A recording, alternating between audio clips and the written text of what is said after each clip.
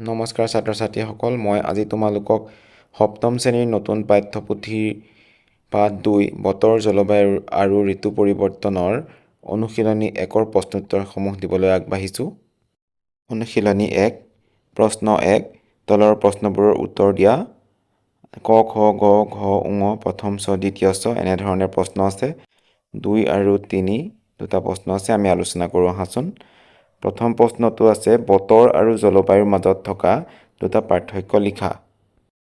উত্তৰ: বতৰ কোনো এটা বিশেষ ঠাইৰ কম সময়ৰ বায়ুমণ্ডলীয় অৱস্থা, আনহাতে জলবায়ু হ'ল কোনো এখন ঠাইৰ কমেও 30ৰ পৰা 50 বছৰৰ বতৰৰ গড় অৱস্থা। বতৰ যিকোনো সময়তে সলনি হ'ব পাৰে, কিন্তু জলবায়ু সহজে সলনি নহয়।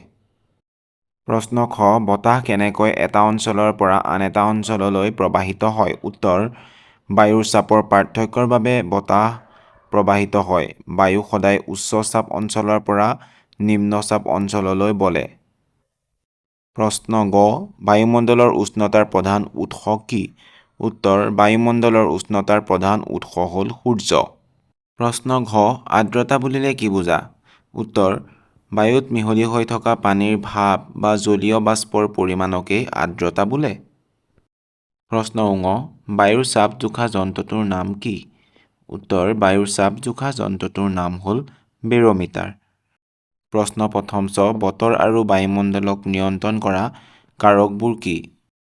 উত্তৰ: বতৰ আৰু বায়ুমণ্ডলক নিয়ন্ত্ৰণ কৰা কাৰকবোৰ হ'ল অক্ষাংশ, সমুদ্ৰপৃষ্ঠৰ উচ্চতা, সাগৰীয় সোঁত, ভূ-প্ৰকৃতি, ভূমিৰ ঢাল আদি।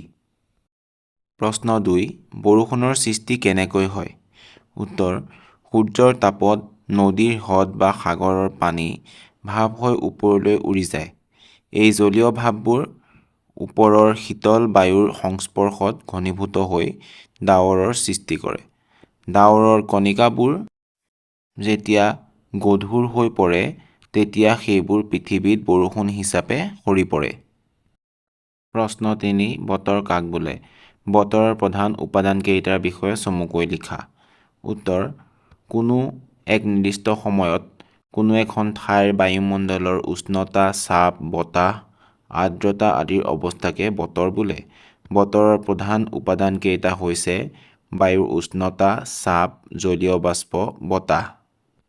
এই উপাদানসমূহৰ বিষয়ে যিহেতু তোমালোকক চমুকৈ লিখিবলৈ দিছে, মই কিতাপৰ পৰা তোমালোকক ইয়াত তুলি ধৰিছোঁ।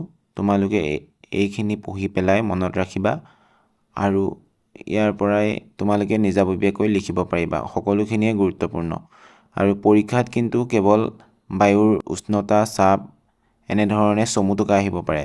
সেইকাৰণে ইয়াক গোটেইখন ভালকৈ পঢ়ি ল'বা। ধন্যবাদ ভিডিঅ'টো ইমানলৈকে চোৱাৰ বাবে। অনুশীলনী 1ৰ প্ৰশ্নোত্তৰসমূহ ইমানতে শেষ কৰিছোঁ। দ্বিতীয় অনুশীলনীৰ প্ৰশ্নোত্তৰসমূহ ইয়াৰ পিছৰ ভিডিঅ'ত তোমালোকক দিম।